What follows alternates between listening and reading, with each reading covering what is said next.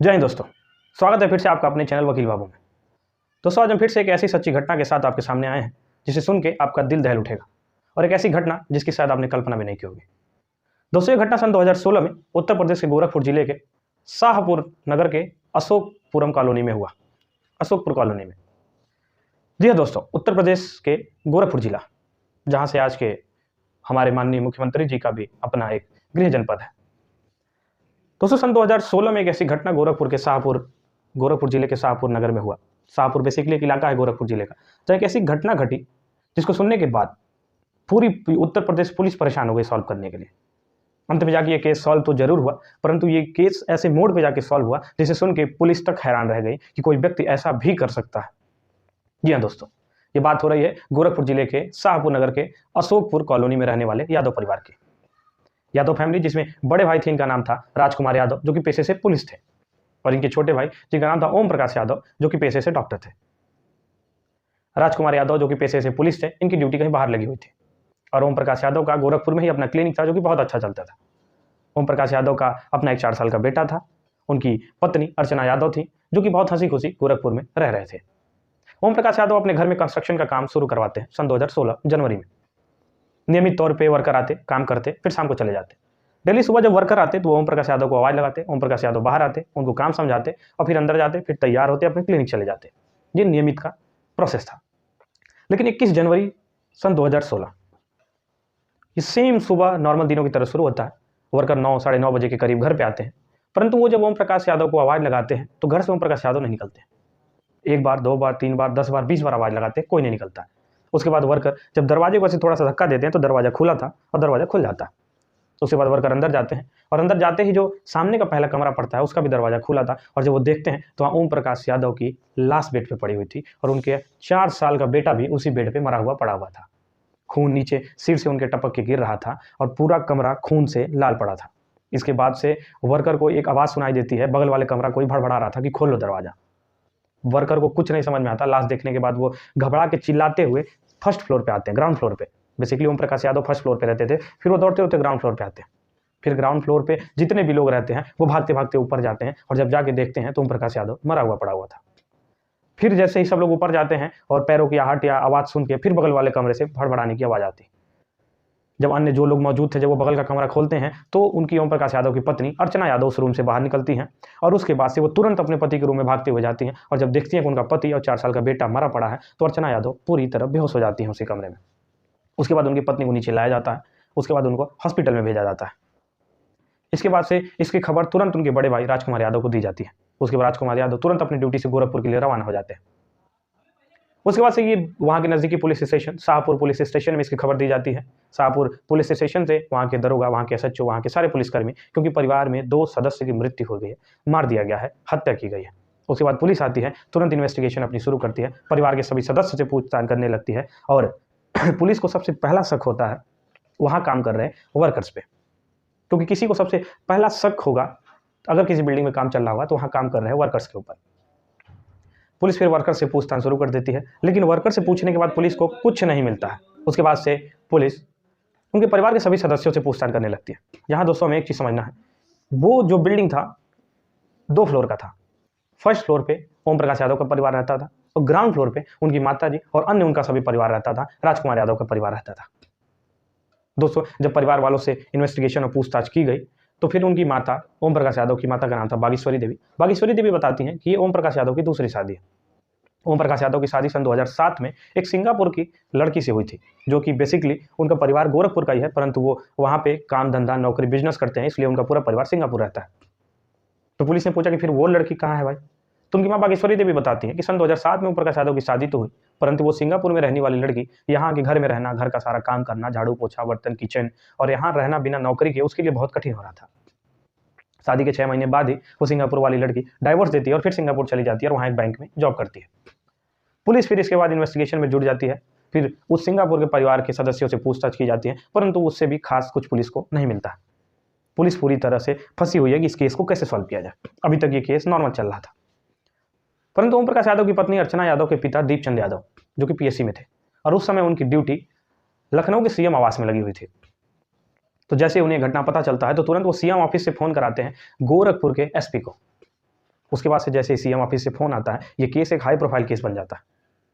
गोरखपुर के IPS love Kumar direct इस case को अपने हाथ में लेते हैं और तुरंत पहुंच जाते हैं शाहपुर में यादव फैमिली के घर, और वो इन्वेस्टिगेशन अपने अंडर में कराने लगते हैं।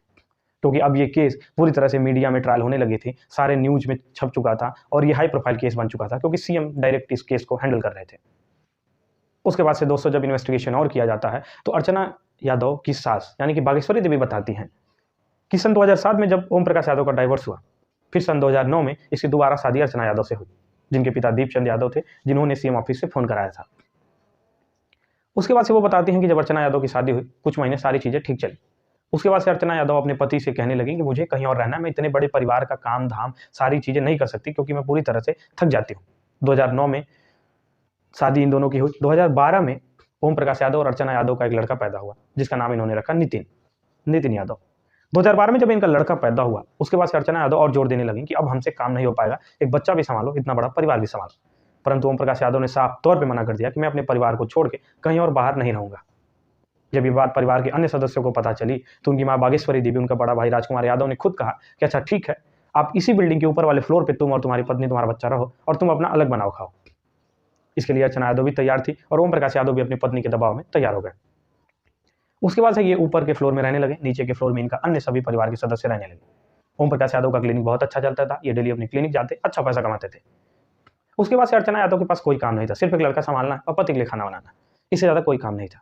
उसके बाद अर्चना खाली रहती, दिन भर मोबाइल चलाती। ये सारी घटना ओम प्रकाश यादव की मां बागेश्वरी देवी बता रही थी पुलिस को।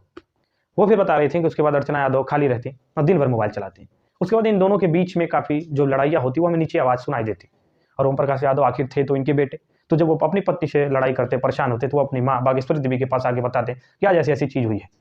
बागेश्वरी देवी ये भी बताती हैं कि इनकी मोबाइल चलाने की आदत इतनी ज़्यादा थी कि इन दोनों की लड़ाई एक दिन इतनी गहरी हुई कि अर्चना यादव अपने पति का कमरा छोड़ उसी फ्लोर के बगल वाले कमरे में शिफ्ट हो गई।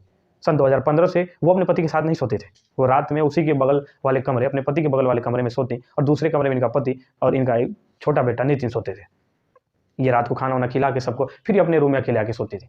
ये सारी बात बागेश्वरी देवी ने पुलिस को बताया। उसके बाद फिर पुलिस को सारा शक अर्चना यादव पे हो गया कि आखिर कुछ तो मामला गड़बड़ है। परंतु पुलिस भाई अर्चना यादव से पूछताछ कर भी नहीं सकती, जिसका पति और जिसने अपने 4 साल का बच्चा खोया है वो कैसे अभी इन्वेस्टिगेशन या इंट्रोगेशन कर दे सकता है। परंतु पुलिस के मन में एक ये भी था कि कैसे कोई अर्चना यादव के ऊपर शक वो इसलिए भी नहीं कर सकती थी कि अपने ही 4 साल के बेटे को कैसे कोई मार सकता है। उसके बाद जैसे बागेश्वरी देवी ने बताया था कि सारे लड़ाई का जड़ उसका मोबाइल था। पुलिस अर्चना यादव के मोबाइल को सीज करती है और उसे भेजती है इन्वेस्टिगेशन के लिए।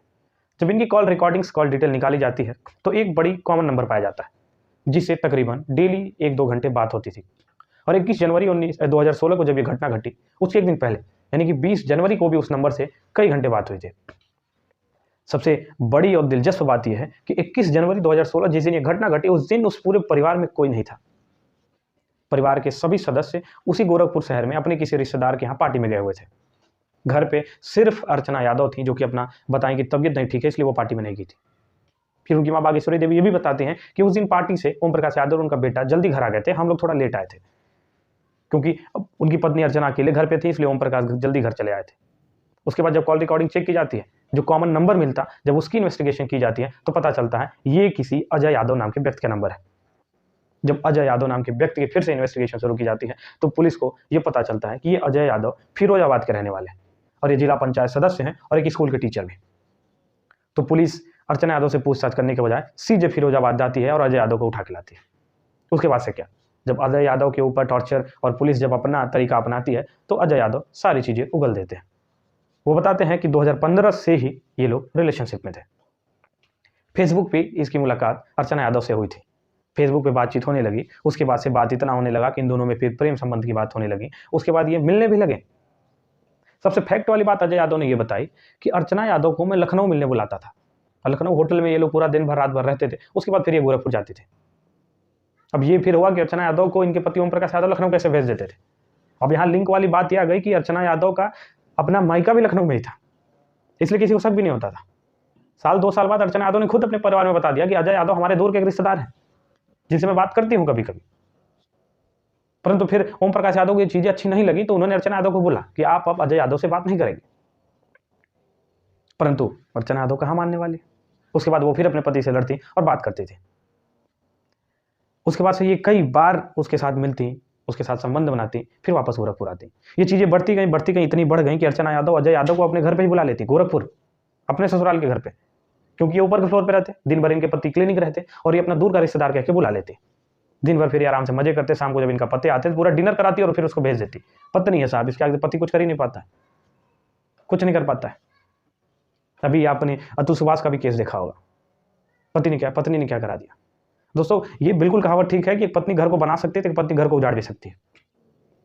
अब इस घटना में क्या हुआ कि फिर बताता है अजय यादव पूरी तरह पे कि फिर उसके बाद हम दोनों ने मिलकर प्लानिंग बनाई कि हम दोनों शादी कर लेते हैं। लेकिन भाई जब तक ओम प्रकाश यादव है तब तक शादी कैसे कर सकते हैं अर्चना यादव और अजय यादव। उसके बाद ये दोनों मिलकर प्लानिंग बनाते हैं कि मार दिया जाए ओम प्रकाश यादव को। उसके बाद से अजय यादव बताता है कि अब ये हुआ कि चलिए ठीक है मार दिया जाए, किस दिन मारा जाएगा। अर्चना यादव बताती है कि इसके लिए भी बहुत अच्छा दिन है 21 जनवरी, जिस दिन हमारे परिवार के सभी सदस्य पार्टी में जा रहे हैं, मैं नहीं जाऊंगी। उसके बाद से अजय यादव बताता है कि मैं 20 जनवरी को फिरोजाबाद से ट्रेन पकड़ के गोरखपुर आ गया। मैं 20 जनवरी की रात होटल रुका, 21 जनवरी को भी मैं दिन भर होटल रुका। शाम को जब सब लोग पार्टी में निकले तो मैं सीधे चला आया अर्चना यादव के घर। उसके बाद आते हैं वो लोग, उसके बाद से इन दोनों में शारीरिक संबंध बनता है। उसके बाद ये दोनों आराम से चिल करते हैं और जैसे ही ओम प्रकाश यादव घर आते हैं तो उसके बाद से अर्चना यादव उनका अपने पति को अंदर लाती हैं, कमरे में ले जाती है, अपने पति के साथ बैठती हैं, बात करती हैं, अपने बच्चे को अपने पति को दोनों लोग को सुलाती हैं, वो टीवी देख के सो जाते हैं। उसके बाद फिर अर्चना यादव अपने बगल वाले कमरे में आती है जहां उसने अपने बॉयफ्रेंड अजय यादव को छुपाया था। जब दोनों सो जाते हैं तब अजय यादव एक हथौड़ा लेके आया रहता है। वो अजय यादव फिर जाता है उसके पति के रूम में और वहां अर्चना यादव भी जाती है। उसके बाद अजय यादव उसके पति के सिर पे वार करता है, जिससे इतना मोटा हथौड़ा ब्लीडिंग होने के नाते उसकी मौत हो जाती है कुछ ही देर में। उसके बाद से ये आवाज़ सुन के उसका 4 साल का बेटा नितिन अपनी नींद से उठता है और देखता है कि उसके पिता के साथ क्या हुआ है। उसके बाद वो बेचारा लड़का 4 साल का नितिन ये सब देख के घबराता है, भागता है अपनी माँ की गोद में। सुनिएगा दोस्तों, फिर वो भागता है अपनी माँ की गोद में। उसकी माँ, मैं किस शब्द का उपयोग करूं, मेरे पास नहीं है। उसके बाद से अर्चना यादव की गोद में वो छिप जाता है कि मेरे पिता के साथ क्या हुआ है। उसके बाद से अजय यादव जब मार देता है उसके पति को तो फिर कहता है कि अब हो गया, अब इसका क्या किया जाए। अर्चना यादव उस 4 साल नितिन की माँ खुद कहती है कि अब इस बच्चे को भी मार दो क्योंकि ये देख लिया है, सुबह अपनी दादी को बता देगा सारी चीजें। उसके बाद से अजय यादव बताता है कि मैं मना कर दिया कि मैं नहीं मारूंगा इस छोटे बच्चे को। उसके बाद अर्चना यादव खुद अपने बेटे को, जो कि उसकी गोद में इसलिए छिपा है कि मेरे पिता के साथ क्या हो रहा है, उसकी मां खुद अपने 4 साल के बेटे का गला दबा के मार देती है। उसके बाद इन लोग के प्लानिंग के तहत अर्चना यादव को रूम में बगल वाले बंद करते हैं, बाहर से अजय यादव कुंडी लगाता है। प्लानिंग के तहत घर के सारे कीमती चीज़ों को लेके जाता है, घर को इधर उधर बिखेर देता है कि ऐसा लगे कि रात में चोरी हुई थी और चोरी के दौरान इनकी मृत्यु हुई। उसके बाद से जब ये सारी चीज़ें सामने आती हैं फिर अर्चना यादव को पुलिस उठा के ले जाती है, उनसे भी इन्वेस्टिगेशन की जाती है। उन्होंने भी टॉर्चर के बाद सारी चीज़ें कबूल की। वो कहती हैं कि मैं प्रेम करती हूँ अजय यादव से और उसी के साथ रहना चाहती हूँ, कोई बीच में नहीं आएगा। उसके बाद गोरखपुर डिस्ट्रिक्ट सेशन कोर्ट ने इन्हें 65,000 रुपये जुर्माना और उम्र कैद की सज़ा सुनाई। उसके बाद सन 2018 में इन्हें सज़ा सुनाई गई। तब से लेकर आज तक वो जेल में ही है। इस दौरान इन लोगों ने हाई कोर्ट में अपील भी किया कि इनकी सज़ा को कम किया जाए। जेल में रहने के दौरान ये कई बार अजय यादव से मिलने की मांग भी किया लेटर लिख के, परंतु लीगली हस्बैंड और वाइफ ना होने के नाते इन्हें एक बार भी परमिशन अभी तक नहीं मिला कि वो अजय यादव से मिल पाए। अब ये दोनों लोग जेल में ही हैं। जब जेल में कोई जाता है कैदी नशर, तो अन्य जो भी कैदी होते हैं उन्हें पता रहता है कि किस जुर्म में आए हैं, जान जाते हैं वो। तो अन्य जब महिला कैदियां जो थी उन्होंने पूछा कि यार कितनी हरामी औरत है कि अपने 4 साल के बेटे को मार दी है। तो अर्चना यादव जवाब क्या देती है उनको, सुनिएगा। महिला पुलिसकर्मी बताती है कि वो कहती है अन्य महिला कैदियों से कि मैंने उस बच्चे को जन्म दिया था, मैंने उस बच्चे का जन्म ले लिया, इसमें तुम लोग कुछ नहीं कह सकते। उसके बाद सुनने के बाद जो भी वहां महिला कैदी थी उन्होंने अर्चना यादव को खूब पीटा। तभी जब खूब पीटा तो और महिला पुलिसकर्मी अंदर आई, जब छुड़ाई तब उन्हें इस घटना के बारे में पता चला कि ऐसा ऐसा ये कह रही। दोस्तों कितना घिनौना और कितना नीच, कितनी हरामी ये महिला होगी जिसका कल्पना शायद नहीं किया जा सकता। दोस्तों आपकी क्या राय है कमेंट सेक्शन में जरूर बताइएगा। और ये वीडियो बनाने का मेरा सिर्फ ये मकसद नहीं है कि आपको एक घटना बताई जाए, एक सच्ची घटना बताई जाए। मेरा मकसद ये भी है कि आप जागरूक जरूर रहें दोस्तों। किसी पे भरोसा आज के ज़माने पे नहीं, अपनी परछाई पे भी भरोसा आज के ज़माने में नहीं। दोस्तों इसी के साथ इस वीडियो को बहुत लंबा न करते हुए यहीं समाप्त करते हैं। और इस घटना के बारे में आपकी क्या राय है कमेंट सेक्शन में जरूर बताइएगा। और दोस्तों वीडियो को प्लीज़ शेयर जरूर करिएगा ताकि सभी लोगों के पास ये वीडियो पहुँच सके। इसी के साथ जय हिंद दोस्तों, फिर मिलते हैं अगले नई सच्ची घटना के साथ।